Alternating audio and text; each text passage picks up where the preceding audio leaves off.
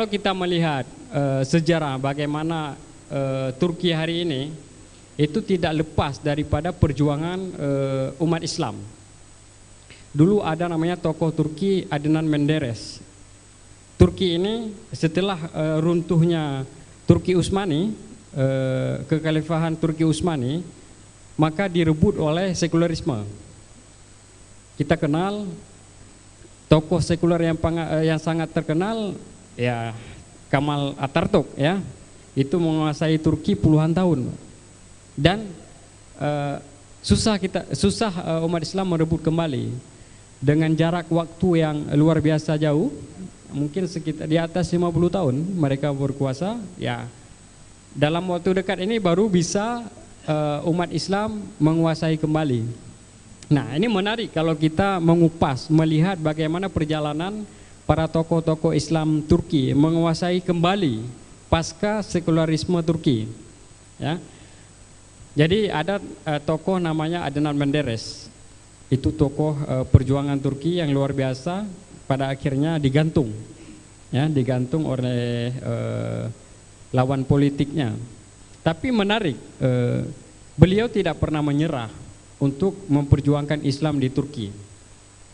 Walaupun taruhannya adalah nyawa, walaupun akhir hayatnya adalah digantung, ya, berpindah partai, merubah konsep pergerakan. Itu yang dilakukan oleh Adnan Menderes. Tapi sebelum beliau digantung, beliau berdoa. Apa doanya? Ini doanya puluhan tahun yang lalu, ya. Mungkin sebelum Erdogan jadi wali kota nih. Doanya adalah, boleh saya digantung hari ini, tapi tunggu saya wudhu dulu. Dan lalu beliau berdoa, suatu saat akan lahir pengganti saya yang kemudian menjadi pemimpin dan membela Islam. Itu ketika Adnan Menderes mau digantung, ya.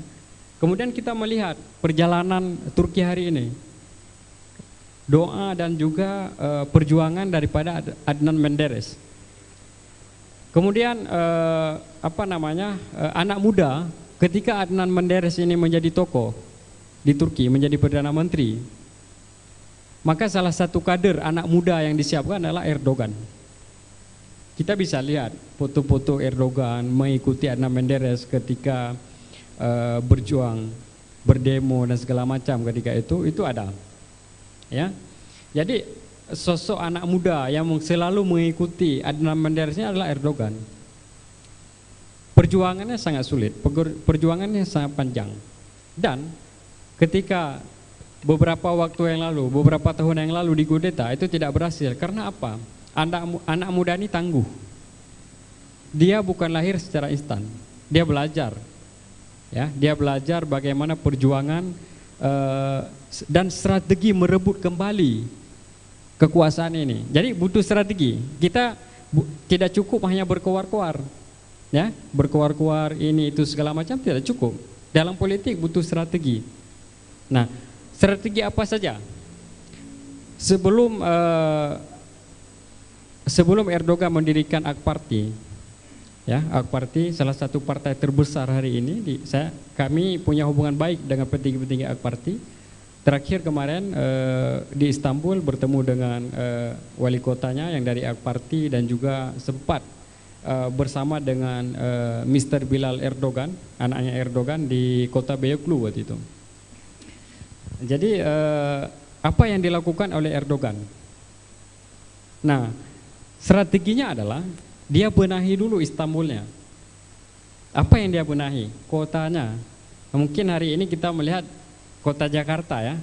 Kota Jakarta ini kita bisa membandingkan sebelum pemimpin hari ini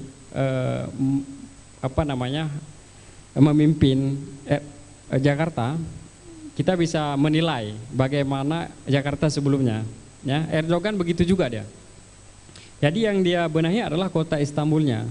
Dari sisi apanya? Pertama, pembangunannya. Yang kedua, ekonominya dia benahi. Ekonominya dia benahi.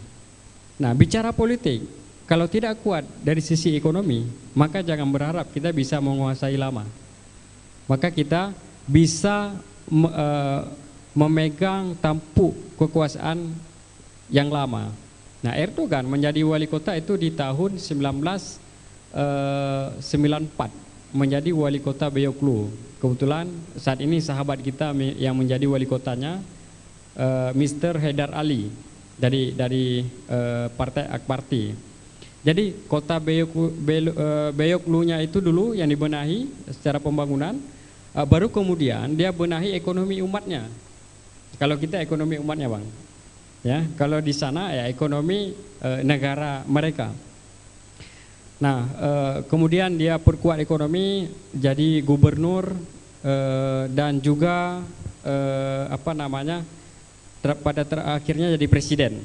Ya, artinya Erdogan sebelum jadi presiden dia benahi dulu ekonominya. Nah, saya berharap anak-anak muda hari ini, ya, yang bergabung di Masyumi, kita bagi tugas.